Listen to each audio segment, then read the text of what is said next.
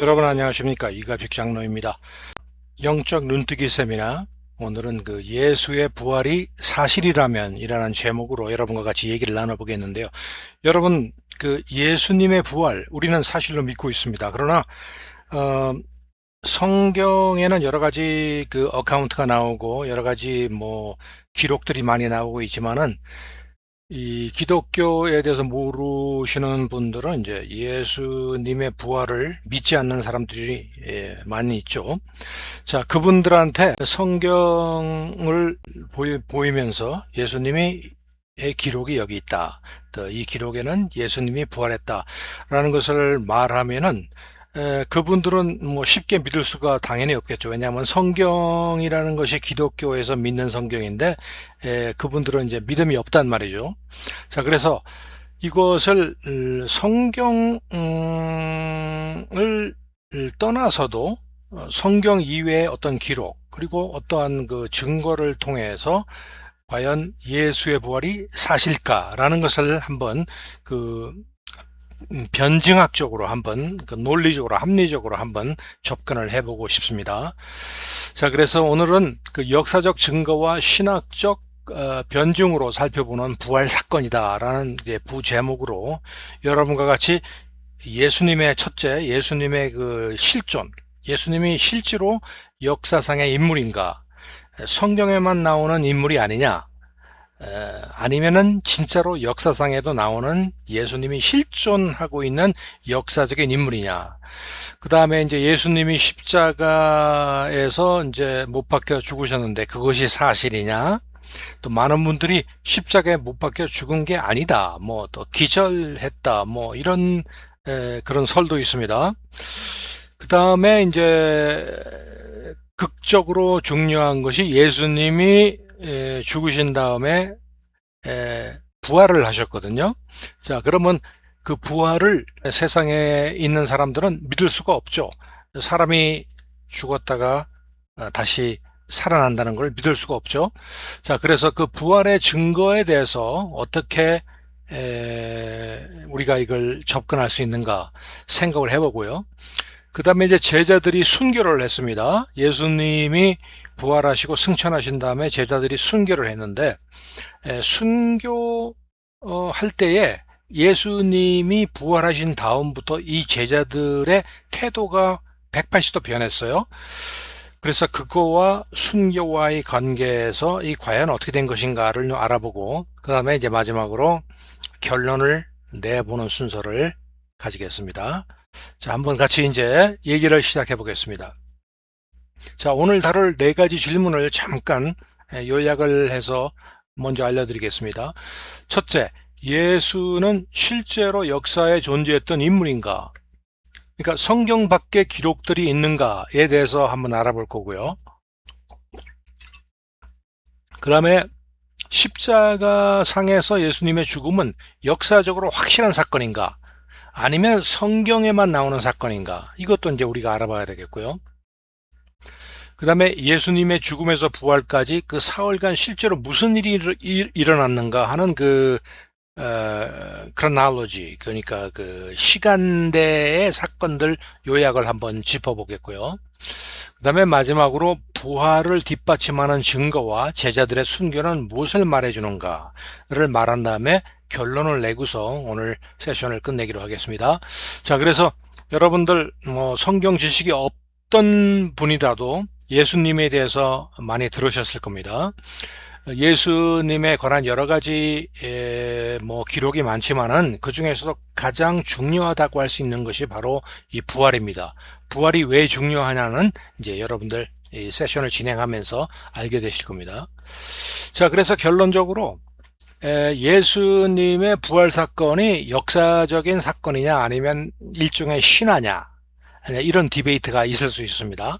그런데 부활은 믿음으로만 받아들이는 이야기가 아니라, 그러니까 믿어, 그냥 예수님이 부활한 걸 믿어, 이런 식으로 받아들일 이야기 정도는 아니라 그거를 뛰어넘어서 어떤 역사학의 방법론으로도 검증 가능한 사건인지를 함께 살펴보자 이겁니다. 자, 이제 세션에 들어가기 전에 먼저 여러분들한테 이런과 같이 생각해 볼 것이 부활은 모든 것을 가르는 분기점입니다. 자, 그래서 먼저 결론을 말씀드리고 이어서 그 증거들을 하나씩 살펴보도록 하겠습니다. 부활이 모든 것을 가르는 분기점이다. 이게 무슨 말인가? 자, 결론은 이미 갈림길 위에 있습니다. 즉, 부활이 없었다면 또는 부활이라는 것이 예수님의 부활이 조작이라면 이제 이런 가정이 하나 있겠고요. 또 하나는 부활이 사실이라면, 그래서 부활이 없었다면, 부활이 사실이라면 이 두 가지를 먼저 한번 짚어보겠습니다. 자, 일단 처음에 부활이 없었다면, 부활이 조작이었다면 십자가에서 죽은 한 인간, 예수님을 말하죠. 십자가에서 죽은 한 인간에 대한 이야기만 남습니다. 하나님과 하나라는 주장, 예수님이 주장을 했죠. 또 죄를 사한다는 주장, 예수님을 통해서 죄를 사하고 구원을 받는다는, 또 심판자가 되신다는 주장은 모두 근거 없는 허언이 됩니다. 부활이 없으면 이 모든 예수님의 말은 헛된 말이 됩니다. 또 바울의 표현처럼 우리의 전파와 믿음도 헛것이 된다. 우리의 전도와 우리의 믿음도 헛것이 됩니다. 왜냐하면 예수님이 부활하셨다는 그 코너스톤 위에 우리의 믿음이 쌓여진 것인데, 그 부활이라는 것이 거짓말이고 조작이라면은 우리의 예수님을 전파해야 할 이유도 없어지고 믿음도 헛것이 된다는 것입니다. 성경이 이렇게 말하고 있습니다. 자, 그런데 만일 그래서 이제 결과가 기독교라는 신앙 전체가 이제 무너지겠죠. 부활이 없었다면. 그렇죠? 왜냐하면 우리가 믿는 것이 다 헛거니까. 자, 그런데 부활이 사실이라면은 죽었다가 살아나온 이 자연법칙조차 거스리는 이 사건을 스스로 예고하시고, 예수님께서 내가 죽을 거라는 걸 예고하셨어요. 그리고 실제로 이루신 분이라면 그분이 하신 다른 모든 말씀 또한 신뢰할 근거를 얻는다는 것입니다. 그래서 예수님이 성경에서 여러 가지 말씀과 티칭과 예언을 하셨습니다. 그것이 이루어진 것이 꽤 많고, 신구약 합쳐서 1800개 이상의 그런 예언이 있는데요. 어쨌든 간에 예수 그리스도께서 하신 예언 자체가 있는데, 그것이 부활이 사실이라면은 그 말씀하신 것 자체도 신뢰성이 있어서 우리가 믿을 수 있다는 겁니다. 그리고 부활은 그 모든 주장에 대한 하나님의 서명과 같다는 것입니다. 예수 그리스도께서 말씀하신 이런 얘기 저런 얘기가 이 부활이라는 사건을 통해서 마치 하나님께서 서명했다, 이건 확실하게 맞다라고 하는 것과 똑같이 우리가 보면 된다는 것입니다. 자, 그래서 부활이 사실이라면은 결과적으로 성경 속 그의 모든 말씀이 하나님의 말씀이 된다는 것을 우리가 인정을 해야 됩니다. 자, 그래서 결론은 두 가지 길입니다. 여러분들도 이 두 가지 길을 두 가지 길 중에 둘 다 맞다고 할 수도 없고 둘 다 틀리다고 할 수도 없습니다. 하나는 분명히 맞고 하나는 분명히 틀립니다. 그래서 여러분들도 오늘 이 세미나를 통해서 과연 부활이 없었구나, 아니면 부활이 사실이었구나 라는 것을 한번 확인해 보시기를 바랍니다. 자, 그 다음에 왜 부활이 결정적인 증거가 되는가? 왜 부활이 그렇게 중요하고 결정적인 증거가 되는가? 자, 사람은 도덕적 가르침을 지어낼 수도 있죠. 내가 도덕적인 책을 지어낼 수가 있습니다. 심지어 기적을 주장할 수도 있어요. 내가 이런 기적을 일으켰다. 본 사람이 없건 있건 간에 주장을 할 수가 있습니다. 그러나 죽음이라는 세상의 가장 확고한 법칙을 실제로 뒤집는 일, 죽었다가 살아난 일은 인간의 권능 밖에 있는 일입니다. 그런데 그 일을 스스로 예고하시고 실제로 이루신 분이라면은 그분은 자신이 말씀하신 그대로 하나님의 아들일 수밖에 없다는 논리가 나옵니다. 그러므로 부활은 여러 증거 중에서 여러 증거 가운데 하나가 아니라 다른 모든 가르침과 주장을 떠받치는 기독교의 첫 번째 초석이다, 이렇게 생각하면 되겠습니다. 그 정도로 이 부활이 굉장히 기독교에서는 중요한 사건이 되는 것입니다. 자, 그래서 고린도전서 15장 14절에 보면요. 그리스도께서 다시 살아나신 일이, 부활하신 일이 없으면 우리가 전파하는 것도 헛것이요. 아까 얘기했죠? 또 믿음도 헛것이다. 전파하는 것도 헛것이고 믿음도 헛것이라는 겁니다. 그 정도로 이 부활이 결정적으로 중요하다는 것입니다. 자, 이제 그 증거를 한번 살펴보겠습니다. 예수님은 실제로 부활하셨는가? 자, 그런데 부활이 사실이라면 성경 속의 모든 말씀이 하나님의 말씀이 됩니다. 그렇죠? 그러므로 우리는 가장 먼저 이 질문에서 출발합니다. 즉, 예수는 실제로 존재했고 죽었고 다시 살았는가? 예수님이 성경상의 신화적인 허구적인 인물이었느냐? 아니면은 예수님이 실제로 역사상에 존재했고 죽으셨고 다시 살아나셨는가? 그런 말입니다. 자, 그래서 네 가지 정도를 우리가 쭉 살펴보겠는데, 첫째, 예수님의 역사적 실존, 성경 밖의 기록들을 통해서 예수님이 역사상에 실제로 존재한 인물이다라는 것을 우리가 살펴보고요. 두 번째, 십자가 죽음의 확실성, 예수 그리스도께서 십자가에서 죽음을 당하셨다, 확실히 죽으셨다라는 것을 우리가 살펴보겠고, 그 다음에 죽으신 다음에 사흘 만에 부활을 하셨다. 그 부활의 증거들이 무엇이냐를 살펴보겠고, 네 번째로 제자들이 순교를 했는데 다 순교를 했죠. 제일 마지막에 그 사도 요한만 이제 자연사를 했지만은 나머지 제자들은 다 순교를 했습니다. 근데 왜 그렇게 순교를 했으며 그 의미는 무엇인가에 대해서도 우리가 알아보겠습니다. 자, 첫 번째로 예수는 실존 인물인가? 여러분들, 예수님이 실존 인물인가 아닌가 여러분들 어떻게 생각하십니까? 교회 나가시는 분도 어떨 때 물어보면은 예수님이 실존 인물인지 성경에만 나오는 인물인지 갸우뚱 하시는 분이 있습니다. 자, 예수님은 역사상의 실존 인물입니다. 성경을 전혀 신뢰하지 않는 역사가들도 남긴 기록을 한번 보자 이겁니다. 성경의 기록을 보는 것이 아니라 성경은 접어두고 바깥 세상에서 역사책에서 예수에 대해서 뭐라고 하는가, 실존 인물인가에 대해서 알아보자는 겁니다. 자, 성경 밖의 증거가 중요한데 왜 중요한가?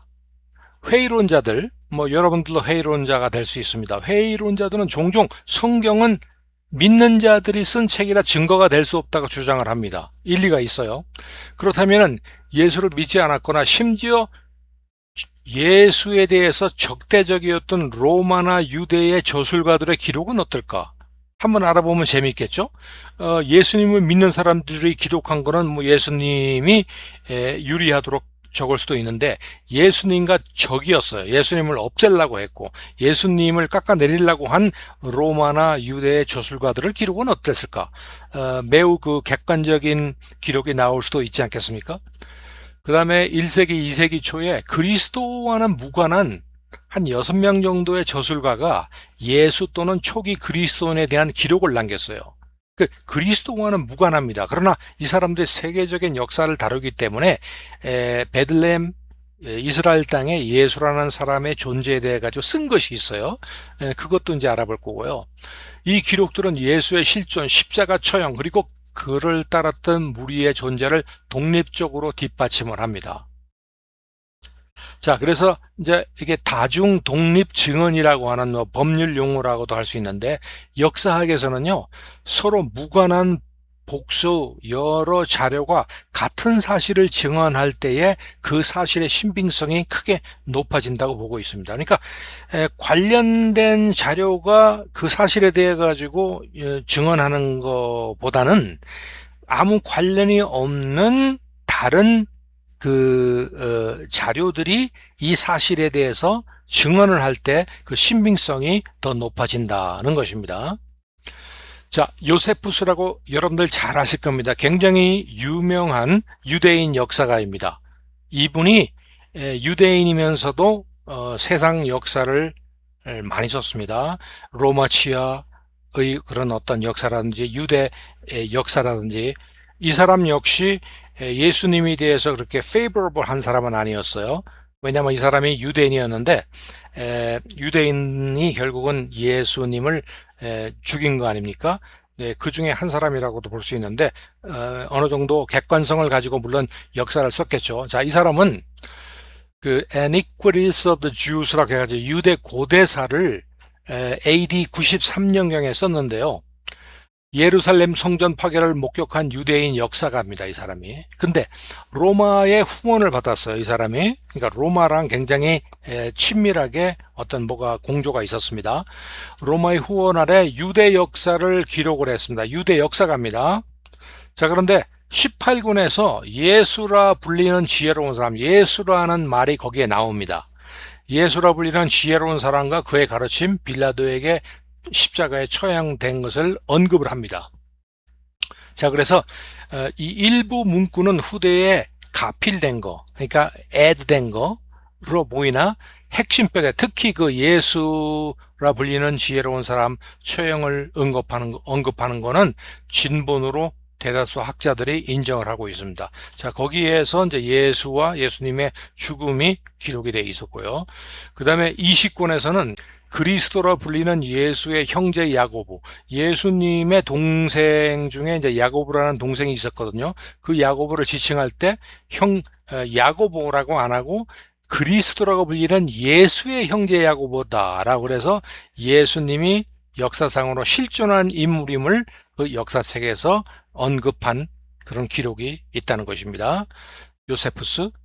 그 다음에 타키투스라는 또 유명한 또 역사가가 있어요. 이 사람은 그 로마 원로 그 의원이었습니다. 로마 사람이었는데 역사가였어요. AD 50에서 120년경까지 이제 활약을 한 사람인데 이 사람이 굉장히 그 다른 그 기록 사건에 대한 기록도 많이 해서 이 사람이 굉장히 이름이 나 있는 역사가입니다.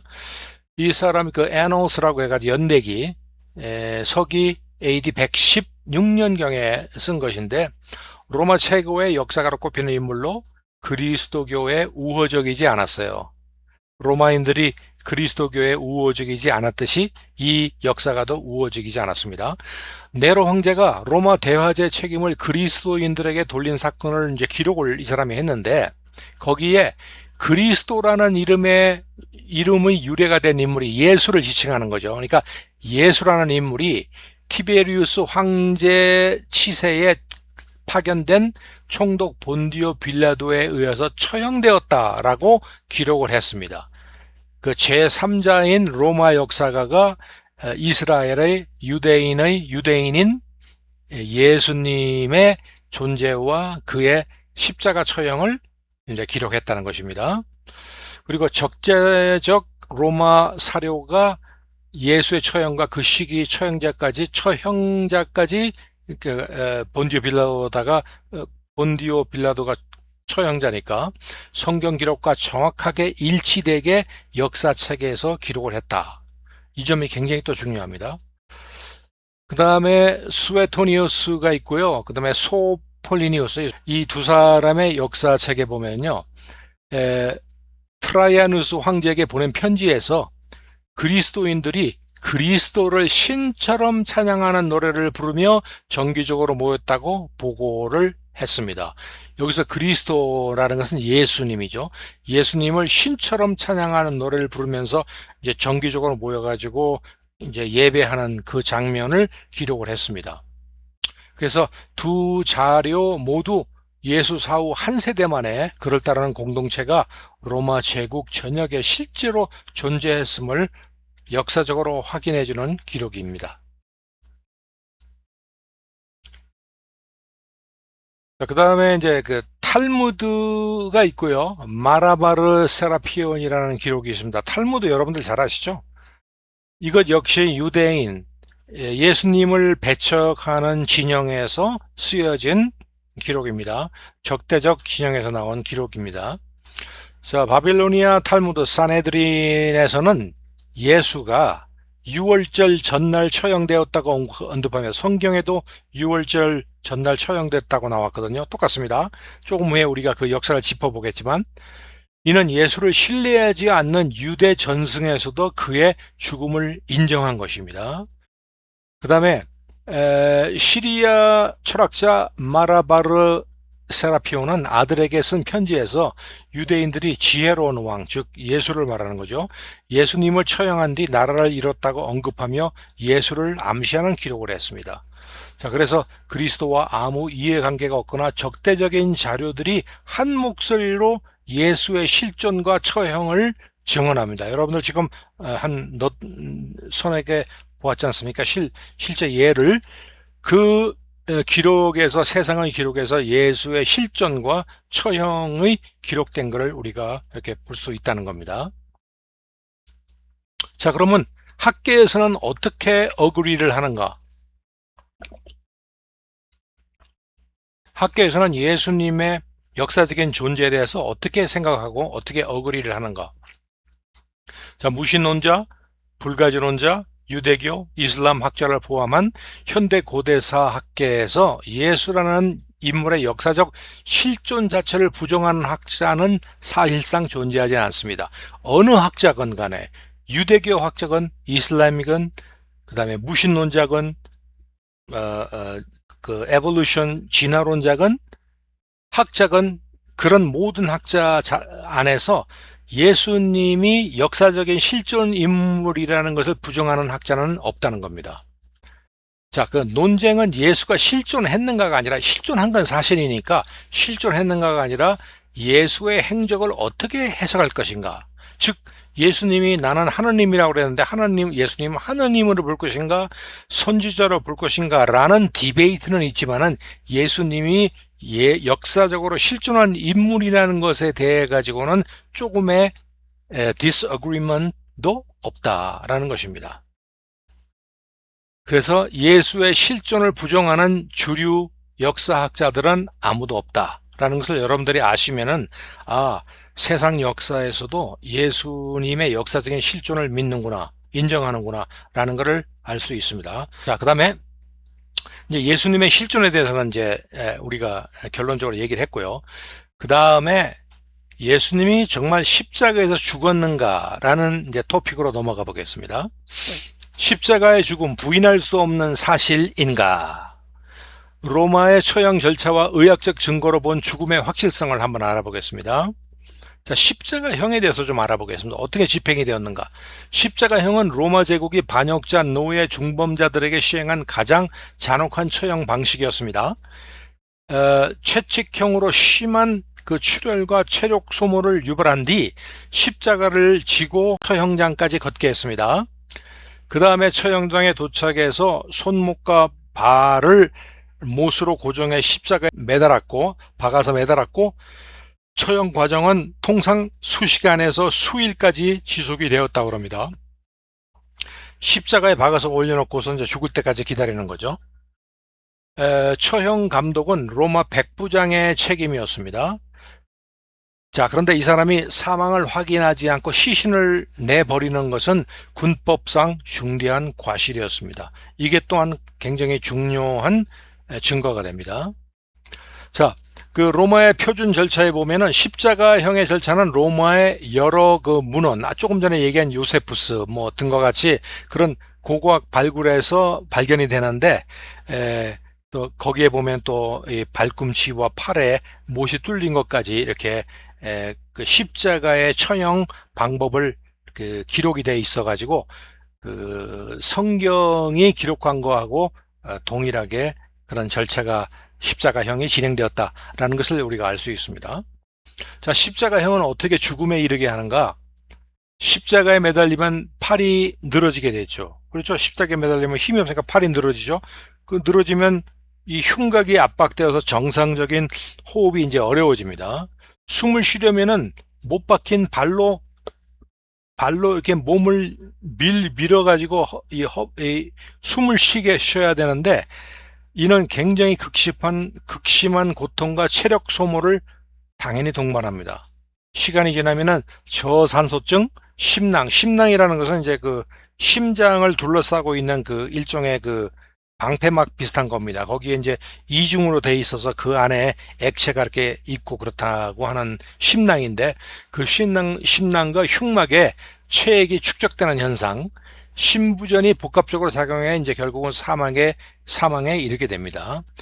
현대의학, 법의학 논문들, 예를 들어서 자마의 1980년도 연구에서 이 흥미로운 그 십자가 위에서 죽은, 특히 예수님의 사망에 대해서 연구를 했는데, 이러한 사망을 십자가형의 일반적인 경과로 자마에서도 이제 연구를 해봤습니다. 그래서 1980년도 자마 미국 의학협회지에 보면은 십자가형의 사망 기전을 의학적으로 재구성하여 예수의 죽음이 의학적으로 타당하다는 것을 뒷받침한 그런 논문이 자마 1986년도에 쓰여졌습니다. 자, 그래서 십자가형의 그 죽음에 이르고 성경에 기록된 옆구리에 피가 나고 물이 나오고 하는 모든 그 과정이 의학적으로 볼 때 정확한 그런 십자가형을 달아맸을 때 죽어가는 과정 중에 하나다라는 것을 이제 증명을 한 겁니다. 그 다음에 거기 돌아가실 때 보면은 창에 찔리고 옆구리에서 피와 물이 나왔다는 그런 기록이 있습니다. 요한복음은 로마 병사가 예수의 옆구리를 창으로 찔렀을 때 피와 물이 나왔다고 기록을 합니다. 의학적으로 이는 심낭이나 흉막에 고인 장액성 체액과 혈액이 분리되어 흘러나오는 현상과 일치하며 이는 심장이 모든 상태에서 나타나는 소견으로 해석이 됩니다. 자, 회의론자들이 제기하는 기절설, 예수가 실제로 죽지 않고 기절했다가 무덤에서 깨어났다라는 말은 이 의학적 소견과 정면으로 배치됩니다. 그리고 이제 조금 전에 말했지만 이 처형을 관장하는 백부장이 그냥 죽었으니까 이제 묻어라 이렇게 하지 않고 확실하게 죽었다는 것을 확실하게 이제 확인을 해야 됩니다. 그 중에 하나가 결국 죽지 않고 왔다 갔다 하면은요, 이 다리를 또 꺾습니다. 꺾어서 죽음을 유도하는 그런 어떤 절차가 있기 때문에 기절설이라고 그냥 뭐 농담 비슷하게 얘기하시는 분도 있는데, 거기서 그 예수님이 죽지 않고 기절해서 있다가 무덤에서 깨어났다는 거는 말이 전혀 되지 않는 겁니다. 자, 요한복음 19장 34절에 보면 그중 한 군인이 창으로 옆구리를 찌르니 곧 피와 물이 나오더라 라는 기록도 이런 것과 동일하게 일치되고 있습니다. 자, 그 다음에 아리마대 요셉과 무덤이 있습니다. 이거 아리마대 요셉은 예수님이 결국 돌아가셨을 때 이제 그 시신을 수습한 사람인데요. 이 사람이 사내들인 공회원이었습니다. 자, 사내들인 공회원이었던 아리마대 요셉이 빌라도에게 요청을 해 예수의 시신을 인수했습니다. 이는 매우 이례적이며 지어낸 얘기라면 굳이 공회원을 등장시킬 이유가 없으나, 왜냐면은 예수, 한간 예수, 이게 허구적인 인물이었다면은 굳이 공회원까지 등장시켜가지고 예수님과 연결시킬 수 만한 그런 레벨의 이야기가 아니라는 거죠. 자, 참고 삼아서 사내들은 공회원이라면요, 이 유대 그때 당시에 그 이스라엘 민족의 정치적 법적인 최고 회원들이 71명이 있었는데, 그들이 모여가지고 여러 가지 상의하고 결정하는 그런 기관이었습니다. 거기에 이제 여러분들 잘 아시는 바리새인, 세두개인, 율법을 연구하는 사람들, 이런 사람들이 모여가지고 71명인데 그 중에 한 명이 아리마대 요셉이었습니다. 자, 그 사람이 이제 빌라도에게 요청을 해서 예수의 시신을 인수한 겁니다. 자, 그 시신은 세마포로 감싸서 바위를 깎아 그냥 감싼 게 아니라 아주 그 절차에 의해 가지고 잘 감싸 가지고 바위를 깎아 만든 무덤에 안치되었고, 그 입구는 그 안에 그 돌 무덤 안에 그 시신을 안치하고, 그 다음에 큰 돌 바퀴 같은 걸 굴려가지고 그 무덤을 막았습니다. 그 무덤을 막는 그 돌을 한두 사람이 움직일 수 있는 게 아니라 몇 사람이 움직일 정도로 아주 크게, 아주 시큐어하게 막아놓은 거죠. 자, 1세기 예루살렘 주변에서 실제로 발굴된 유사한 형태의 바위 무덤들이 이 매장 방식의 역사성을 뒷받침해주고 있습니다. 자, 그리고 매장 장소가 알려져 있었기 때문에 그 이후에 빈 무덤 주장은 누구든 직접 확인할 수 있는 검증 가능한 주장이었기도 합니다. 자, 그 다음에 경비와 봉인, 무덤은 철저하게 봉쇄돼서 통제되었어요.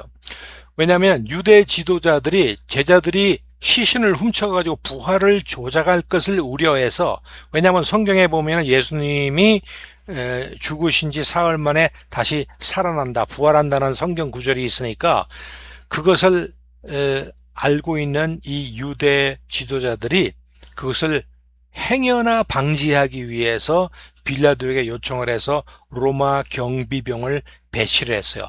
돌무덤, 한두 사람이 옮길 수 없는 그 문이 있음에도 불구하고 로마 병정들이 몇 명이 그 앞에서 경비를 쓰고 있었다는 겁니다.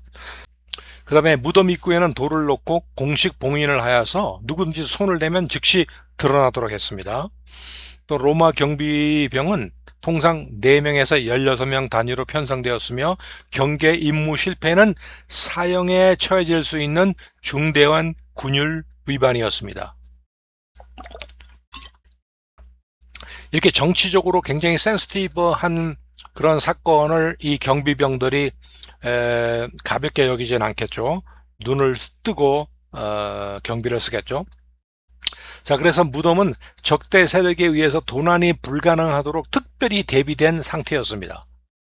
이는 훗날 무덤이 비었을 때 그 의미를 더욱더 무겁게 만듭니다. 왜냐하면 돌로 막아놓고 세모파로 싸고 돌로 막아놓고 그 다음에 로마 병정들이 몇 명이 보초를 서는데도 그것이 없어졌다면 그 의미가 무엇인가? 그렇죠?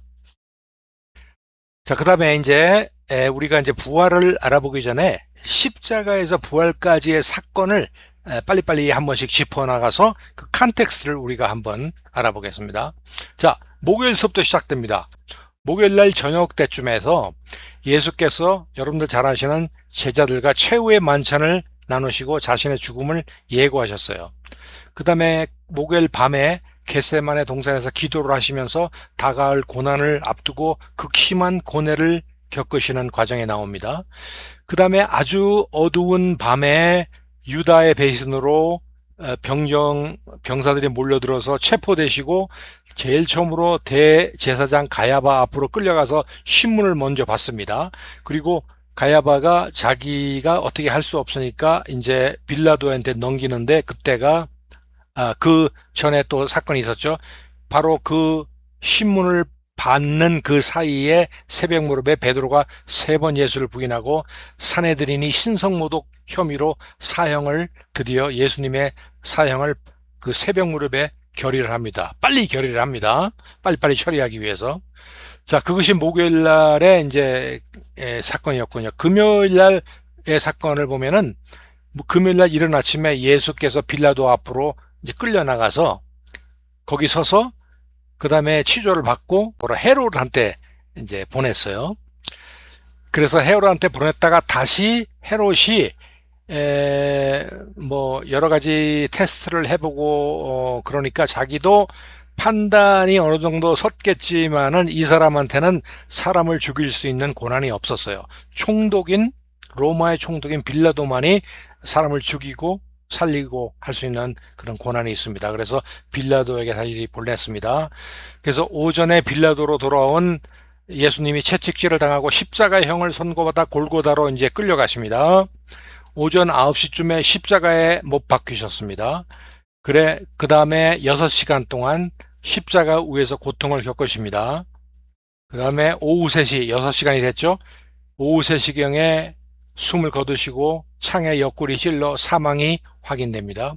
그 다음에 해 지기 전에 아리마다의 요셉이 시신을 수습해서 새 무덤에 세모파를 이제 안장을 해서 새 무덤에 안장을 하고 돌로 입구를 막습니다. 그게 금요일입니다. 자, 토요일은 어떻게 됐는가? 토요일 하루 종일 이날이 안식일입니다. 그래서 안식일의 법칙에 의해서 아무도 무덤을 찾거나 움직일 수가 없습니다. 더군다나 무덤 앞에는 로마 병정이 서 있기 때문에 누구든지 이상한 짓을 할 수도 없습니다. 자, 그래서 세부적으로 보자면 토요일 날 오전에 유대 지도자들이 빌라도를 찾아가서 제자들이 시신을 훔칠 것을 우려하여 경비를 요청했다고 제가 말씀을 드렸죠. 그 다음에 저녁에 제자들은 두려움 속에 흩어져 숨어 있었고 부활에 대한 기대는 전혀 없었습니다. 자, 이 제자들이 두려움 속에 흩어져서 도망을 간 거죠, 말하자면. 토요일 날 저녁에. 자, 그럼 일요일 날 이른 새벽이 이제 우리 주님께서 부활하시기로 돼 있는 날입니다. 막달라 마리아를 비롯해서 여인들이 향품을 들고 무덤을 찾아갑니다. 이 사람들은 예수님의 말에 대한 믿음이 철저했죠. 그리고 성경 말씀에 돌아가신 지 사흘 만에 이제 다시 부활하신다고 그래서 그 말을 믿고서 이제 무덤으로 찾아간 것입니다. 도착을 했습니다. 도착을 해보니까 무덤을 막았던 돌이 이미 옮겨져 있었고 무덤 안이 비어져 있는 것을 발견합니다. 그래서 황급히 그 안으로 들어갑니다. 그런데 그 안에서 천사들이 나타나서 예수님이 여기 계시지 않고 살아나셨다라고 해서 부활을 선포합니다. 곧이어서 베드로와 요한이 후다닥 달려가지고 무덤으로 달려와서 주님이 없음을 확인하고 세마포가 가지런히 놓여 있는 것을 목격합니다. 이 세마포가 가지런히 놓여 있는 것이 또 아주 기막힌 어떤 증거라고 할까? 그것이 됩니다. 자, 그래서 일요일 날 이제 드디어 부활하신 예수님과 만나는 날인데요. 아침에 아까도 말씀드렸듯이 막달라 마리에게 부활하신 예수께서 처음으로 이제 부활로서 나타나셨고요. 낮에는 엠마오로 여러분들 기억하시죠? 엠마오로 가는 두 제자에게 나타나 성경을 풀이해 설명해 주시는 사건이 있었고, 저녁 때에는 예루살렘 다락방에 이제 제자들이 모였습니다. 대책을 논의하기 위해서 모였는데 거기에 나타나 평강이 있을지어다 라고 말씀을 하셔서 제자들에게 확신을 다시 주십니다. 그날 밤에 도마는 그 자리에 없었기에 다른 제자들의 증언을 믿고 의심을 도마가 합니다. 그 다음에 그 후로부터 승천까지 40일간에 여러 가지 이곳저곳에서 나타나시고 그 다음에 40일 후에 이제 승천을 하셨는데요. 8일쯤 후에 도마 앞에 드디어 나타나셔서 의심하는 도마가 옆구리와 손을 만지게 해서 도마의 의심을 풀어주십니다. 그 다음에 갈릴리에 예수님이 나타나셔서 디베라 호수에서 이제 제자들에게 나타나시어 500명이 넘는 무리 앞에서도 나타나셨다고 고린도전서 15장 6절에 기록되고 있습니다. 그 다음에 종합해서 40일간 여러 차례 제자들에게 나타나셔서 하느님 나라에 관해서 가르칩니다. 사도행전에 기록되어 있습니다. 그런 다음에 감난산에서 제자들이 지켜보는 가운데 하늘로 승천을 하시는 사건이 이제 기록이 되어 있습니다. 자, 과정을 살펴봤는데요. 그러면 부활의 역사적인 증거에 대해서 한번 얘기해 보겠습니다. 자, 빈 무덤. 여성이 첫 목격자였다. 이게 중요한 사실 중에 하나입니다. 왜 그러느냐? 자, 1세기 유대 로마 사회에서 여성의 법정 증언은 법적 효력이 거의 인정되지 않았습니다. 여성이 말하는 것은 효력이 없어요. 만약 부활 이야기를 지어낸 것이라면은 신빙성을 높이기 위해서 남성 제자를 첫 목격자로 내세우는 것이, 그래서 기록하는 것이 훨씬 유리했을 겁니다. 그럼에도 불구하고 마태마가 누가 요한 이 사복음서에는 모두 여성들을 빈 무덤의 첫 목격자로 기록한다는 사실은 이 이야기가 실제 있었던 그대로, 불리하건 유리하건 간에 실제 있었던 그대로 성경이 기록되었다는 가능성을 강하게 시사하고 있는 것입니다. 이는 역사학에서도 당혹스러운 기준이라는 것이 있다고 합니다. Criterion of Embarrassment이라고 불리는 신빙성 판단 원칙에 해당되는데, 그 당혹스러운 기준이라는 것은 그 의심받는 자, 저자에게 불리하거나 당혹스러운 내용을 굳이 기록했다면은 그것이 오히려 그 사실이었을 수도 있다는 가능성을 높이 본다는 그런 원칙입니다. 그 다음에 두 번째 증거로는요, 무덤 안에 들어가 보니까 시체는 없는데 세마포가 가지런히 있어요. 자, 세마포의 정황. 세마포의 정황. 만약 누군가 시신을 훔쳐갔다면 서둘러서 세마포를 풀어 헤치고 시신만 들고 나갔을 가능성이 높습니다. 그렇죠? 막 급하니까 보고서 세마포를 풀어 헤치고 시체를 보고서 예수님이라는 걸 확인하고 예수님 시체를 가져갔을 겁니다. 그런데 세마포를 가지런하게 그렇게 시간도 없고 들키지 않으려고 빨리빨리 움직이려고 하는 그 사람들이 세마포를 가지런하게 옆에 이렇게 놓아둘 리가 없죠. 그리고 머리를 쌌던 두건은 따로 또 개어져 있었고요. 구체적으로 묘사가 되어 있습니다. 이는 도난의 흔적이 아니라 오히려 시신이 물리적 방해 없이 쏙 빠져나갔다는 그런 정황으로 해석이 됩니다. 제자 요한은 이 장면을 보고 믿었다라고 기록하는데 세부 묘사의 구체성은 목격자 증언의 특징으로 꼽히고 있습니다. 자, 세 번째 증거는요. 고린도전서 15장 보면 가장 빠른 신조. 바울은 고린도전서 서기 55년경에 기록했습니다. 예, 자신이 받은 것을 정했다. 자기 받은 걸 정했다면 초기 신앙 고백을 이제 인용을 하는데 학자들은 이 신조의 형성 시기를 예수 사후 불과 2년에서 5년 이내로 추정을 합니다. 그러니까 예수님이 돌아가신 다음에 2년에서 5년 안으로 이 예수님에 대한 자기의 신앙 고백을 모아가지고 신조를 만들어냈다는 겁니다. 그런데 전설이 형성되기에는 지나치게 짧은 시간, 전설이라고 하면요, 보통 사람이 죽은 지 뭐 50년, 1세기 지난 100년 이후에 사람들이 이모저모로 가공을 해서 부풀려가지고 실제로 그 얘기를 해도 실제로 확인해 볼 수 있는 목격자들이 벌써 죽은 다음이기 때문에 그 시기를 지나서야 이제 그 신화 같은 거 허구를 만드는데 불과 예수님이 돌아가신 지 2, 5년 안에 만들었다는 것은 이거는 이상한 말 하면은 거기 목격자들이 그건 아니다라고 하기 때문에 이상한 전설을 말할 시기가 아닙니다. 그래서 이 초기 신앙이 그 기록이 정확하게 예수님에 대해서 기록했다는 것을 우리가 알 수 있습니다. 이 신조를 보면요, 예수님의 죽음, 장사 사흘 만에 부활, 그리고 베드로 12 제자들에게 현현 나타나는 것을 순서대로 명시하고 있어요. 그러니까 이걸 반박할 목격 엉터리로 썼으면 반박할 사람들이 너무나 600명이라는 사람들이 있기 때문에 반박할 수 없는 사실을 쓴 건데 그 안에 하나님의 예수님의 죽음, 장사, 사흘 만에 부활 그런 것들이 적혀 있다 이겁니다.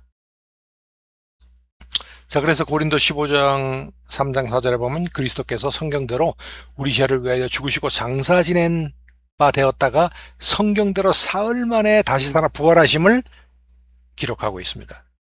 그리고 500명 이상의 목격자가 있었어요. 바울은 부활하신 예수께서 한 번에 500여 형제에게 보이셨다고 기록하며 그중 대다수가 지금까지 살아있다고 덧붙입니다. 이는 사실상 믿지 못하겠으면 500명이 많으니까 가서 물어보라 라는 공개적 초청과 같았습니다. 거짓이라면 매우 위험한 주장이죠. 자, 집단 환각으로 이를 설명하려는 그 시도가 또 있었습니다.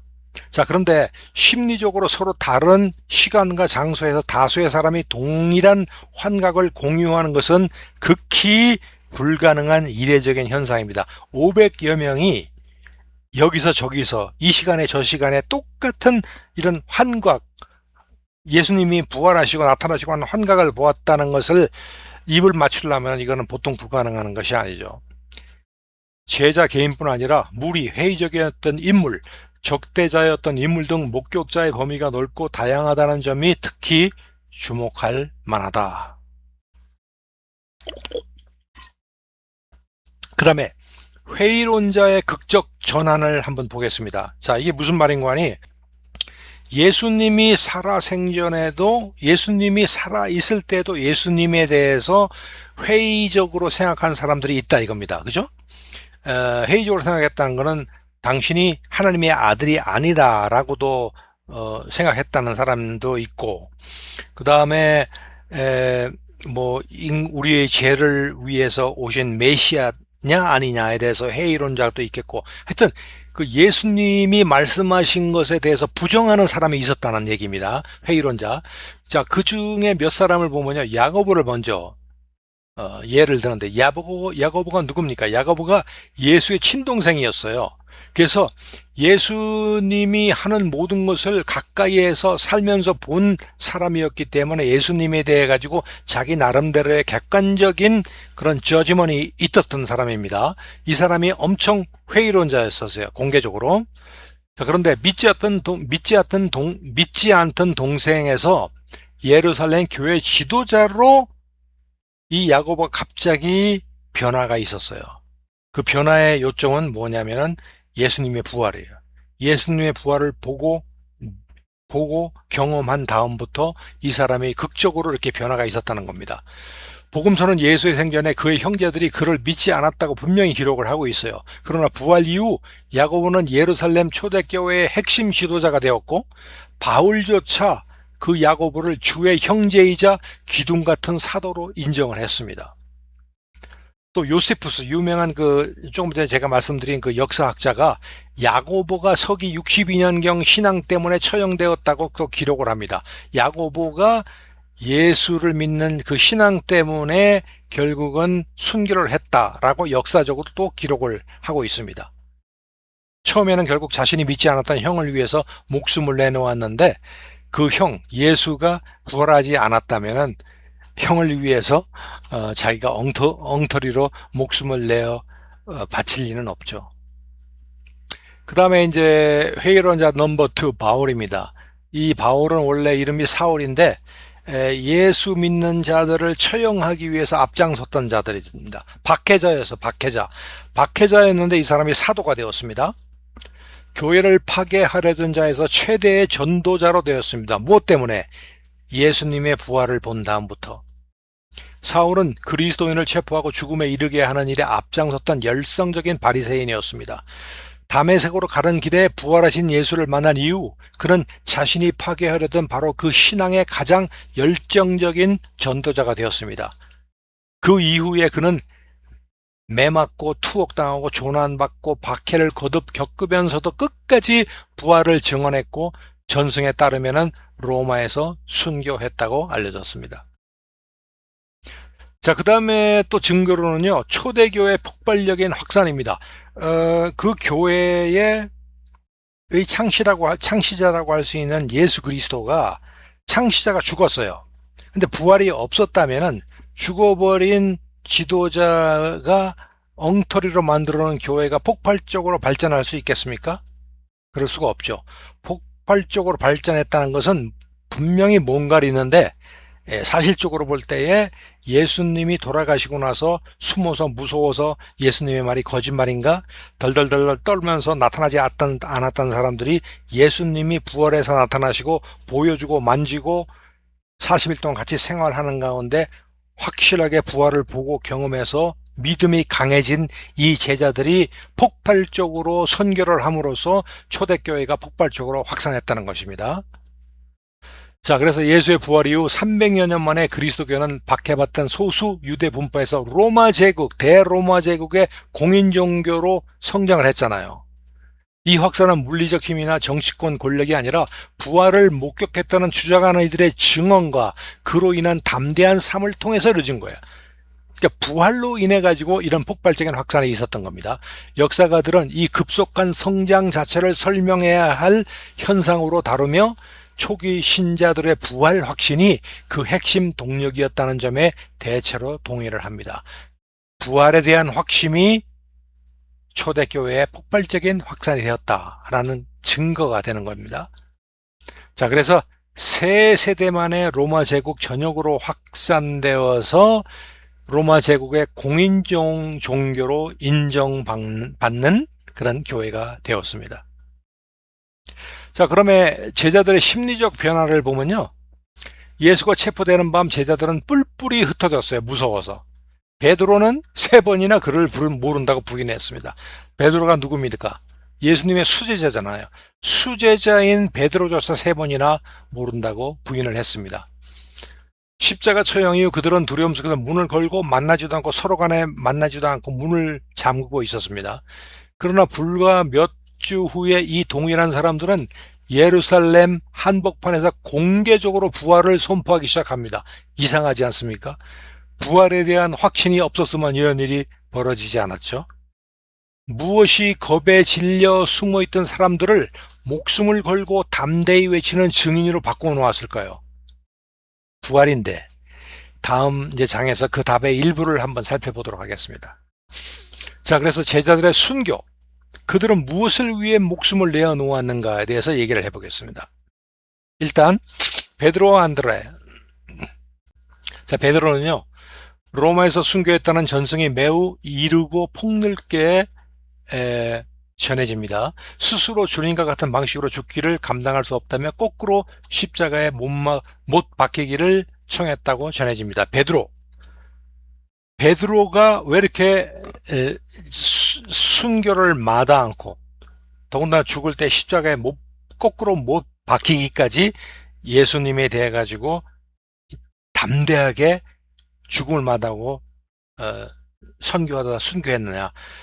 예수님의 부활을 목격하지 않았으면 이런 일이 없었을 겁니다.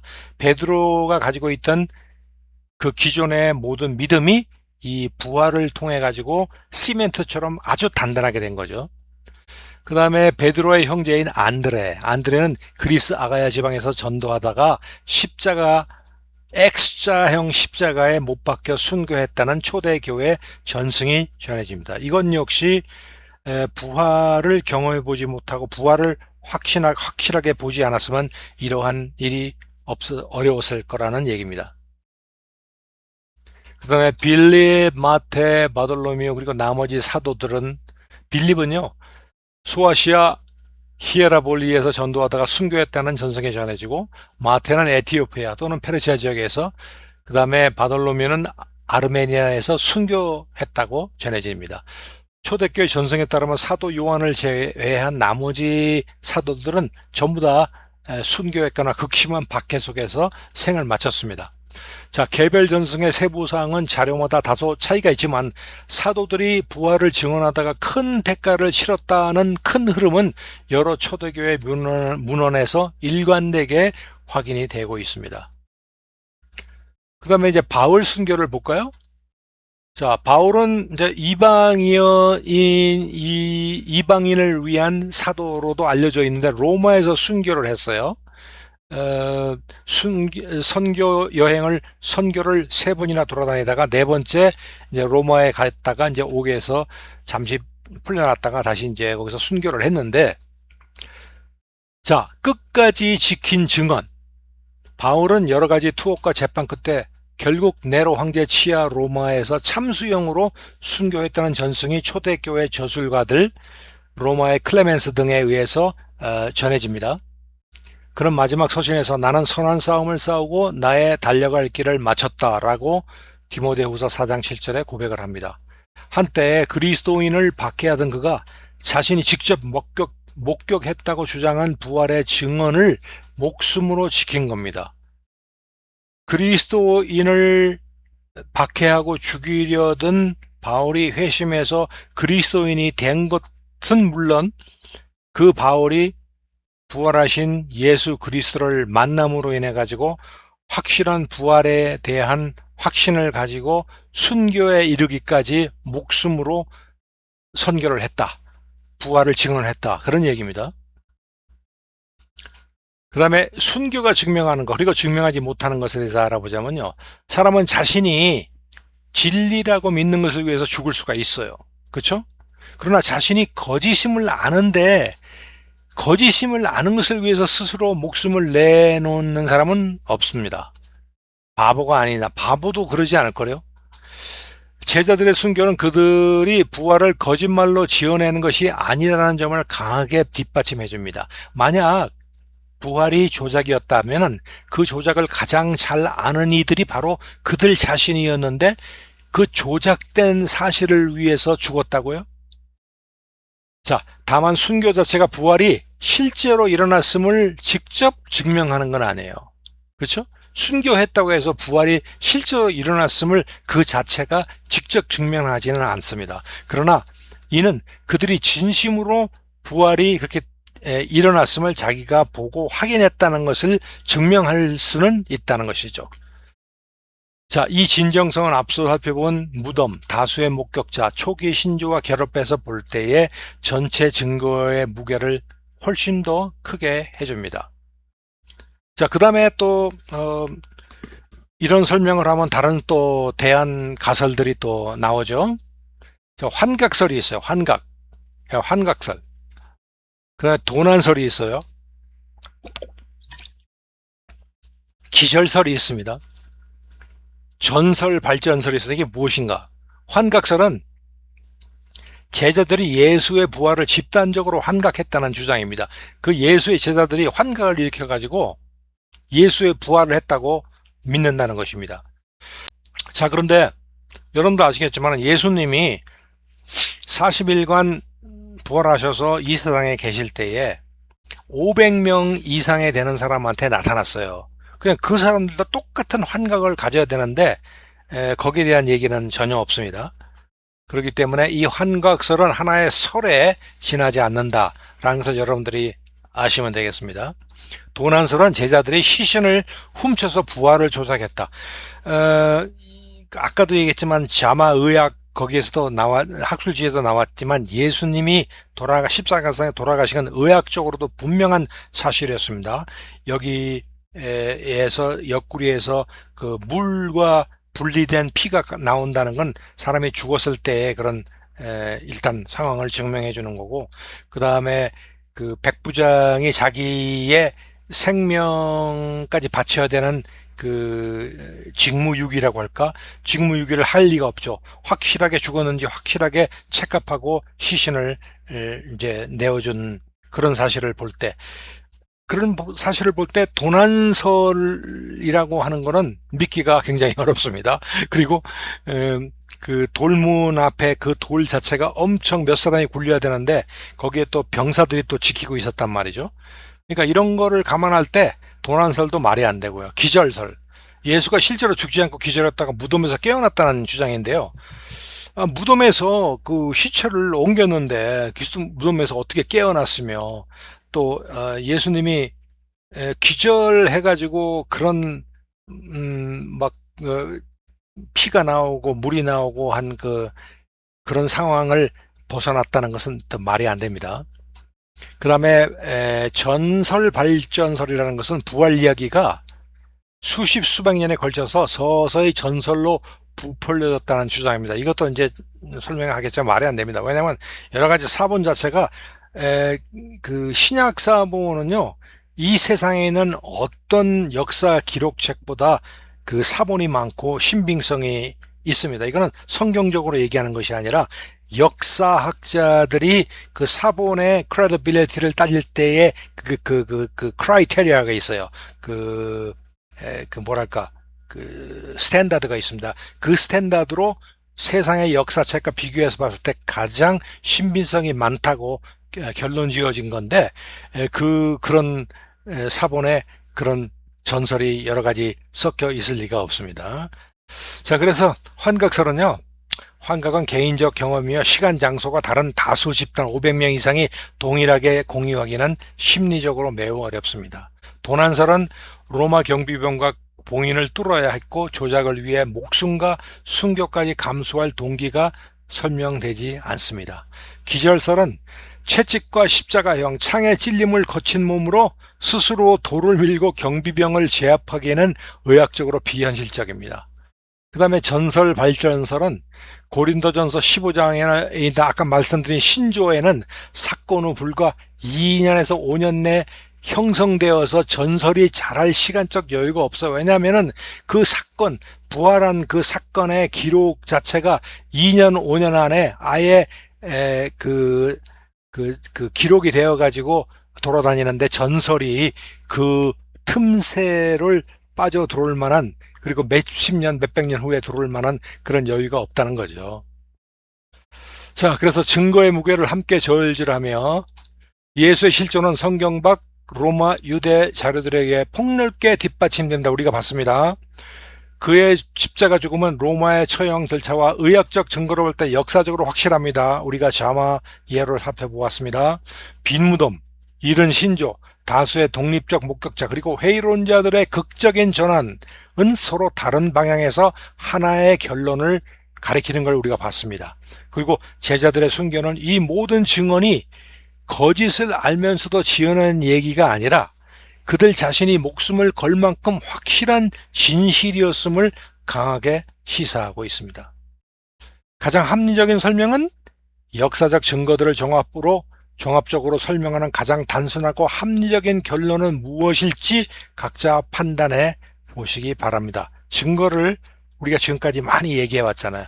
여러분들이 한번 합리적으로 한번 판단해 보시기 바랍니다. 자, 그렇다면 결론은 무엇인가? 자, 이제 마지막 챕터입니다. 결론을 알아보고 이제 마치도록 하겠습니다. 자, 결론에 왔는데 사람이 그럽니다. 그렇게 기록도, 역사적 세상 기록도 예수님의 실존 인물이라는 것도 증명하고 또 부활에 대해서 이모저모로 증거를 갖다 대고 그래도 아주 그런데 그래도 조작된 기록이 아니냐 이렇게 말씀하시는 집요한 분들이 계십니다. 가장 흔히 제기된 반론은요, 제자들이 처음부터 이야기를 지어냈다는 거예요.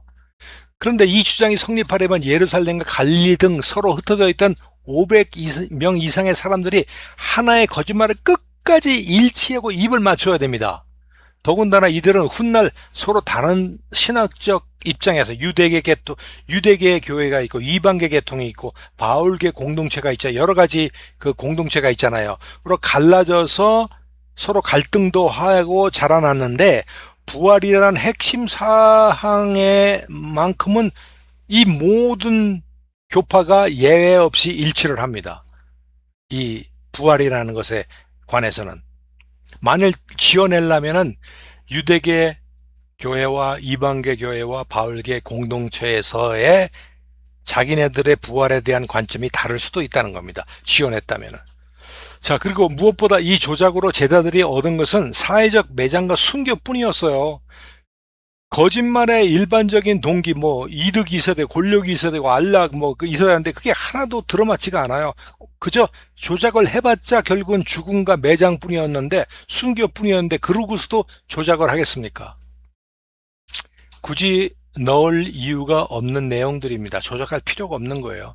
여성 최초 목격자, 제자들의 도주, 베드로의 부인, 도마의 의심, 이런 것들이 지어낸 영웅담이라면 절대 넣지가 않았겠죠. 그죠? 그런 건 넣을 필요가 없습니다. 그러면 또 뭐라 그런 거 아니에요? 그러면 후대에 부풀려진 전설 아니야? 나중에 전설 만들어낸 거 아니야? 자, 고린도전서 15장 신앙고백 얘기했죠. 바울이 전해받았다 막힌 것은 학자 대다수가 예수님이 돌아가신 2년에서 5년 이내에 형성된 것으로 보아지는 그런 기록들입니다. 그 기록이 분명히 있는데 그것이 부풀려서 마치 100년 후, 200년 후에 그때 발견된 듯이 어떤 서신이나 어떤 사본에 발견되게 할 필요도 없거니와 그런 것도 없습니다. 신화나 전설이 형성되려면 목격자 세대가 사라진 수백 년의 구전 기간이 필요한데 여기서는 그럴 시간 자체가 없었어요. 그리고 마가복음 Q자료, 마태 고유자료, 누가 고유자료, 요한복음 바울서신 서로 다른 시기 지역에 독립된 문헌 전승들이 핵심 사실인 이 부활에 있어서는 한결같이 똑같고 획일적이다 이겁니다.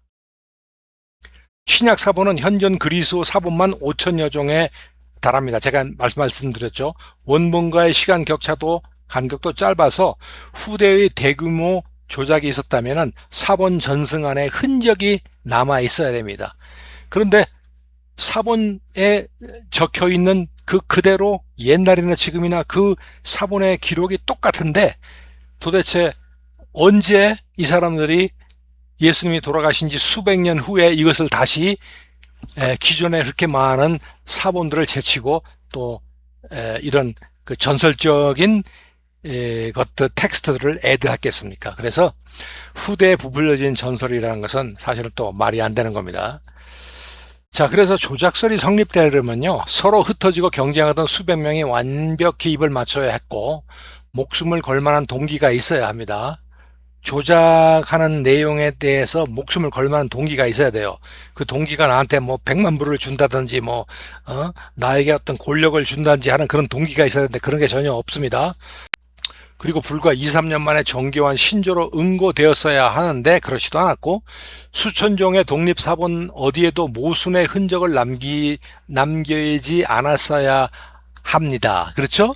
자, 그런데 우리는 여러 가지 사본들이, 독립사본들이 아주 획일적으로 일치하고 에러도 없고 불과 2, 3년 만에 정교한 신조로 이미 결정된 그 내용이 그대로 남아 있고요.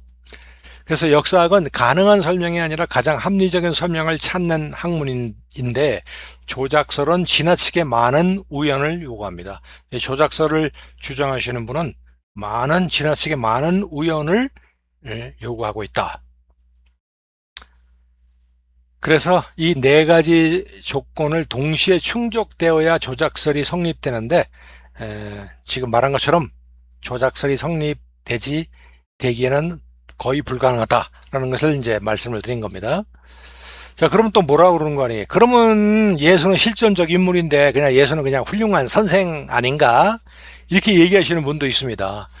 많은 사람들이 예수는 위대한 도덕 선생이지만 하나님이라고까지 믿을 필요는 없다고 또 말합니다. 이 입장은 언뜻 무난하고 균형 잡힌 태도처럼 보입니다. 기적이나 부활 같은 초자연적 주장은 걷어내고 윤리적 가르침만 취하자는 것입니다. 그런데 이 입장은 복음서 기록 자체와 정면으로 충돌을 합니다.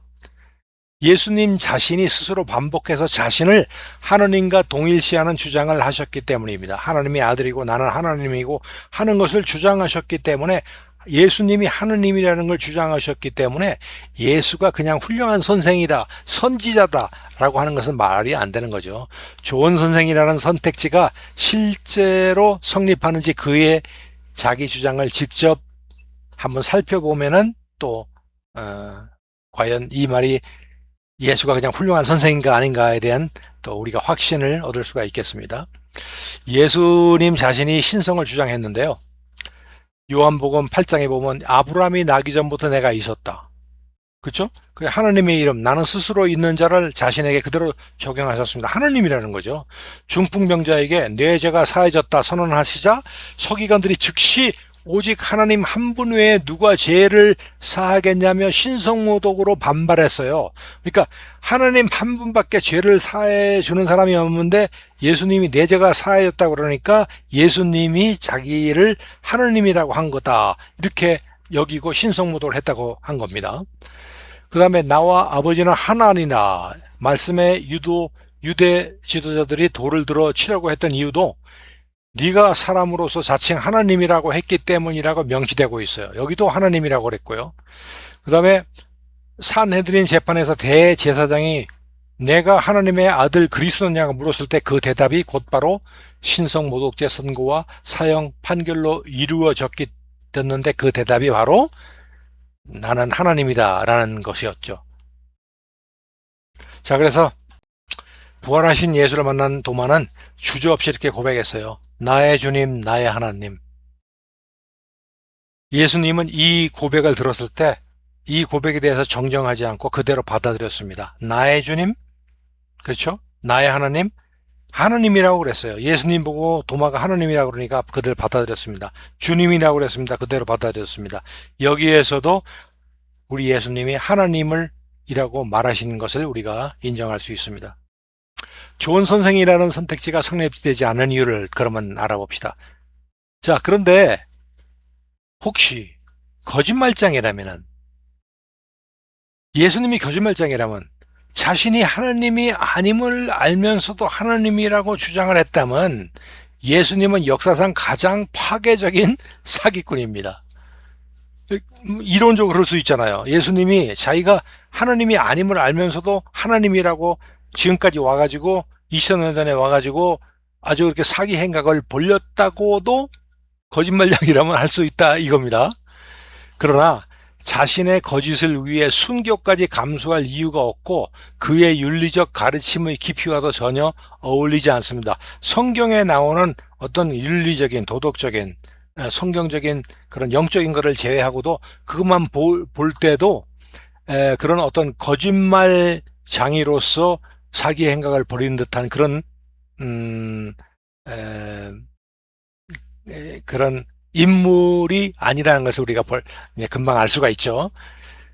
그 다음에 미치광이 또 거짓말쟁이가 아니라면 또 미치광이 있을 수도 있지 않냐. 정신이 좀 나가서 자기를 하나님으로 이렇게 착각할 수 있지도 않냐.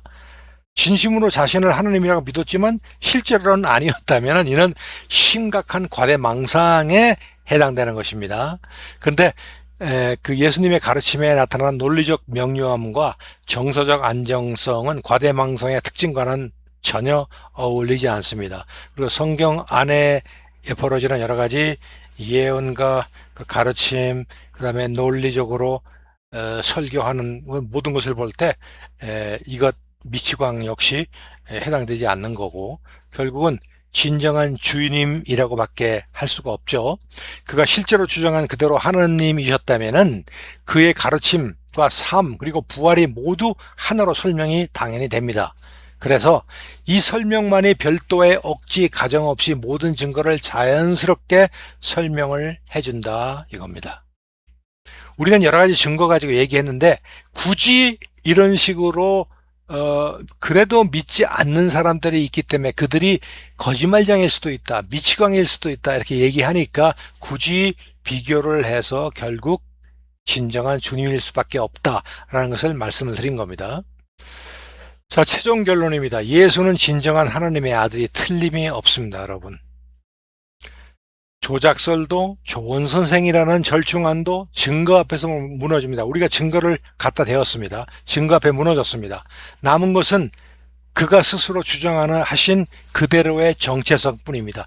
예수님이 내가 누구다 라고 주장한 그 정체성을 우리가 믿는 것밖에 없습니다. 왜냐하면 우리가 증거도 있고 확신도 있고 믿음이 있기 때문에. 그렇죠? 자, 그거로서는 우리가 살펴본 우리가 믿음이 오고 확신이 오고 증거를 갖다 댄 거는 역사적인 실존. 성경밖 자료들이 예수님에 대해서 실존적인 인물이라고 증거를 대었습니다. 우리가 인정을 합니다.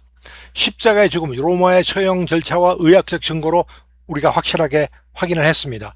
부활의 증거, 빈 무덤, 이른 신조, 다수의 목격자가 한 방향, 예수님이 부활을 했었다는 걸 가리키고 있습니다. 그리고 제자들의 순교, 제자들이 갑자기 무서워가지고 도망치고 숨어 있다가 왜 갑자기 예수님이 나타난 걸 보고 느끼고 경험하고 난 다음에 담대하게 목숨을 버리면서까지 선교를 하고 담대하게 선교를 했느냐.